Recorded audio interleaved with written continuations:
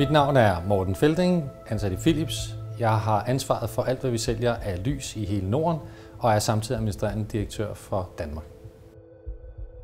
Mit job som leder i virksomheden her er at sætte nogle mål, sætte en vision for virksomheden, hvor er vi på vej hen, få vores medarbejdere til at tro på den retning, som vi gerne vil gå med virksomheden, og ved det så få dem motiveret til at forsøge at nå virksomhedens mål. Mit samarbejde med Garde opstod for cirka 10 år siden, hvor den virksomhed, jeg var ansat i, vi havde brug for at udvikle vores kompetencer på salgssiden. Og kompetencer i at forstå, hvordan kunder tænker, hvordan arbejder man bedst med kunder, hvad er det, der sker i en kunde, hvad er beslutningsprocessen, men også hvordan kunne vi arbejde med de forskellige aspekter med ledelse, hvordan driver vi vores medarbejdere, hvordan driver vi salgsstyring og driver organisationen mest optimalt. Jeg blev kontaktet for at komme til Philips for 3 år siden for at skabe en turnaround i den nordiske organisation, for at skabe en kulturændring og for at sikre, at vi var klar til den udfordring, som Philips står over for fremtiden.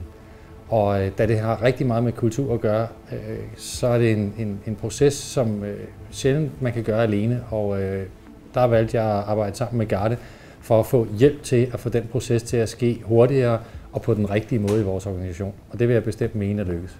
Vi er rigtig gode til at sælge på vores kompetence og vores viden, men vi er ikke gode nok til at sætte os ind i kundens situation, forstå, at der er andre ting end det at have den rigtige tekniske løsning, der får kunden til at beslutte sig.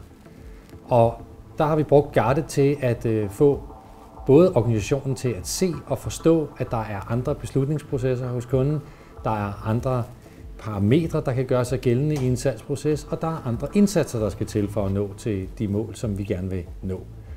Og samtidig er det et spørgsmål om at ændre den kultur, som der er. I forløbet med Garde har vi blandt andet kigget på kompetencerne og kortlagt hver enkelt medarbejders kompetencer i forhold til den fremtidige profil, vi ser, at medarbejderen skal have for, at vi er en succesfuld virksomhed. At være kunde hos Garde betyder, at jeg har en samarbejdspartner, som jeg stoler 100% på. Jeg er helt sikker på, at de ting, jeg får sagt, ikke kommer andre steder hen. Og det ser jeg jo også i samarbejdet, fordi jeg heller ikke ser andre nogensinde blive udleveret i det samarbejde, som vi har.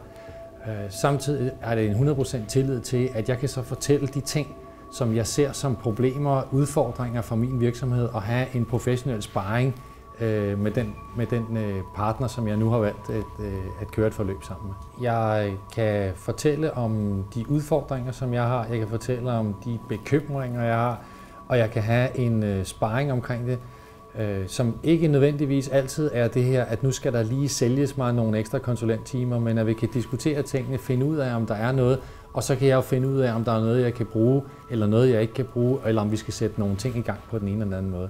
Jeg har en stor tillid til Garde. Jeg ved, at der bliver fokuseret på det, som er de problemer eller udfordringer, som vi står for.